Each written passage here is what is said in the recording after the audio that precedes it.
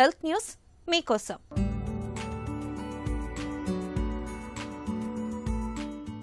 రక్తంలో చెడు కొలెస్ట్రాల్ను తగ్గించడానికి పరిశోధకులు చాలా కాలంగా ఎంజైమ్లు, జన్యువులు, గ్రాహకాల మీద దృష్టి సారిస్తూ వస్తున్నారు.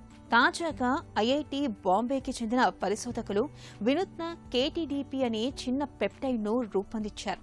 ఈ పెప్టైడ్ అనేది మూలంలోనే, అంటే రక్తంలోకి కొలెస్ట్రాల్ను పంపించే కాలేయ కణాల్లోకి కొవ్వు చేరుకోకుండా చూడడం ద్వారా పరీక్షిస్తుంది. ప్రయోగశాలలో వృద్ధి చేసి కాలేయ కణాలు, జీబ్రా చేపల మీద దీన్ని పరీక్షించినప్పుడు రక్తంలోకి కొలెస్ట్రాల్, ట్రైగ్లిజరైడ్లు విడుదల కావడం సుమారు 50% వరకు తగ్గినట్లు పరిశోధకులు గుర్తించారు. ఈ పెప్టైడ్ ఇంకా తొలి దశలోనే ఉంది. మనుషులపై పరీక్షించాల్సి ఉందని పరిశోధకులు చెబుతున్నారు.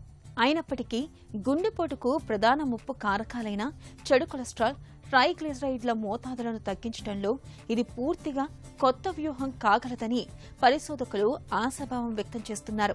కొవ్వు జీవ ప్రక్రియలో కాలేయమే కీలక పాత్ర పోషిస్తోంది. దీనిలోని కొన్ని భాగాలు తాత్కాలికంగా కొలెస్ట్రాల్, ట్రైగ్లిజరైడ్లు వంటి కొవ్వులను పట్టి ఉంచుతాయి. అవసరమైనప్పుడు వీటిని ఆయా కాలేయ కణాలకు చేరవేస్తాయి. అక్కడి నుంచి కొవ్వు ప్రోటీన్ రేణువులుగా మారి రక్తంలో కలుస్తాయి. అందువల్ల చిన్న పెప్టైడ్ సాయంతో రక్తంలోకి కొవ్వు చేరకుండా నిలువరించే ఈ సరికొత్త విధానం ఆసక్తి కలిగిస్తుందని పరిశోధకులు చెబుతున్నారు. ఇది అధిక కొలెస్ట్రాల్తో బాధపడే వారికి వినూత్న చికిత్సగా ఉపయోగపడగలదని పరిశోధకులు భావిస్తున్నారు.